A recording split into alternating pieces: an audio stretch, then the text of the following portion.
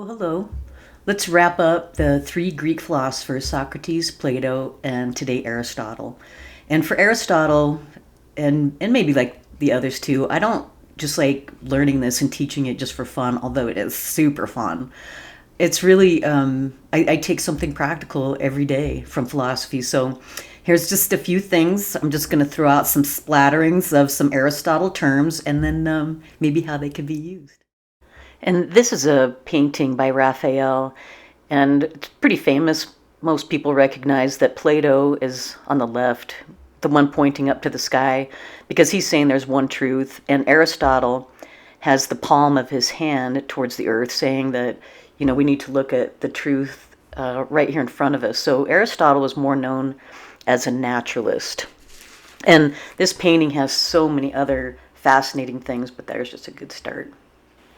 Aristotle criticized Plato for saying that some of his ideas were too abstract, a little too out there.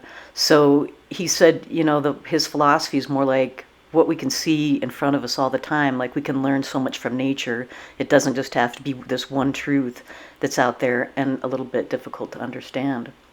And then he started just saying, what's the function of a human being?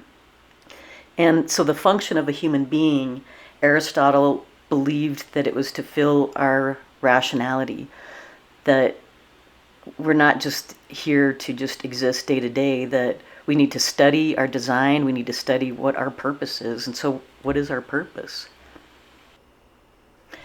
And our purpose, according to Aristotle, is eudaimonia. I used to like to say like eudaimon, just to remember it, but eudaimonia is a flourishing life. It's not just day to day. It's not just the drudgery. It's a broad and rich and flourishing life that we would all want to maintain. And because he talks a lot about nature, he talks about maybe the nature of plants, for example. And the example I always used to like to use is tomatoes. Don't ask me why. It just popped into my head, and I just thought it's a good way to describe it. So, if you want to have a kinder garden kind of thing, you want to nourish it, you want to give it water, sunlight, all of the ingredients that would allow something like tomatoes to flourish. And when you don't have those ingredients, you don't have something that flourishes, obviously. But Aristotle talked about that with people as well. If we don't have environments that would allow kids to flourish, we won't. And that defeats our logical function as a human being. Which brings me to one of my favorite topics, which is entelechy. That's how I pronounce it anyway. And it's appreciating the moment for the moment's sake.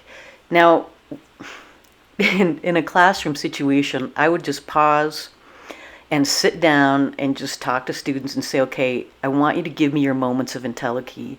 And as soon as you get it, start to participate. So what I'd really like you to do is pause the video if you want to, but really start thinking of moments of entelechy. And when I think of entelechy, I think about the little things throughout the day that we can find for the sake of the moment. And that creates more eudaimonia. So we know that school is not a good example of entelechy if the student or teachers keep looking up at the clock. Entelechy can't be kind of life where it's, I can't wait till Friday. Now, the moments of entelechy that I like to think about are just those moments that you don't want to end. I remember skiing, and I just thought, well, riding the ski lift up, and it's not like when I got to the top of the hill, I said to myself, I just can't wait for this moment to end, And I think it's really a skill to obtain. It's just to appreciate the moments for the moment's sake. And then I think for me, it starts off slow, but then kind of can ripple out. Like you just keep adding more keys to your keychain kind of thing. When I'm petting my dogs, I'm not sitting there thinking, oh, again, I just can't wait for this to just end. It's enjoyment for the sake of that moment. It's really just stopping the world and just appreciating, I think, the moments when we have them. And it's not just the happy, joy moments. And we'll get to the paradox in a minute, but it's just being with a friend, even if they're upset. Um, you're just there, open for them. Or, like I said, animals, spending time with children. For me, just really just stopping and listening to a student tell a story. That was a really fun thing for me to practice, to build up eudaimonia. And like I said, entelechy are these moments that can just build up. And it's just appreciating the moment for the moment's sake. I used to have a picture of a little kid in front of a cemetery plot that said Santa Claus. And he's crying, and I kind of like to make a joke about that, just because it's like you can find these moments that are precious, even though they might not feel so good. Funerals that I've been to, it's not that I was happy in those moments, but just really appreciating that my life can flourish because of great people in my life. So that's entelechy. Find your own. They're really easy if you look for them. And then acrasia is a word that Aristotle came up with, which is really, if we don't have command over ourselves, then we will be commanded attitude, and not having control over oneself. I think about the word crazy, but it's acratic.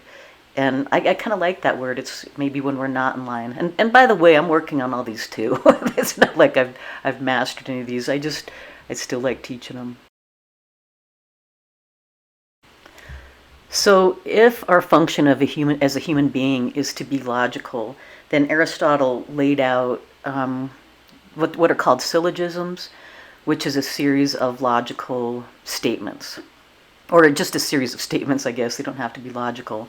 But it's kind of like if, and therefore. And I just wanted to talk a little bit about paradoxes, because I think about our pursuit of happiness, for example. And our pursuit of happiness is a paradox, because as soon as we ask ourselves if we're happy, according to John Stuart Mill, we cease to be so. Yeah, it's a tough concept. And I think it's tough because we don't like it. Because there are statements that contradict itself. But I think it's worthy of a conversation, or at least some thought, because we're trying to pursue something that's impossible, and we're thinking that that's logical. So a couple other examples of paradoxes are beauty and freedom. So if, again, according to logical means by Aristotle, beauty, as soon as we call something beauty, other things become ugly. And freedom, when we say, it's the absence of interference by other people, but as soon as we talk about freedom, we kind of cease to be free. And again, I don't know if this makes sense just coming from a one-sided view, and that's kind of the problem sometimes in philosophy, is like if you don't have these ideas to bounce off of, they just seem pointless. But those of us who get into philosophy, it's very meaningful, or at least has the potential to be very meaningful, to know thyself, to not just try to follow other people's potentials on what we should or shouldn't be, but actually spend time to develop what you specifically are good at. A sense of meaning in life. Intense involvement in activities. I'd like to work on that some more. Giving effort into something, and finding enjoyment and expression. And again, it doesn't have to be happy all the time. I think just the expression of genuine emotions, or just demonstrating a fulfillment of life, I think is what eudaimonia means. So, okay, well, I like that for today. Okay, lovelies. Ciao.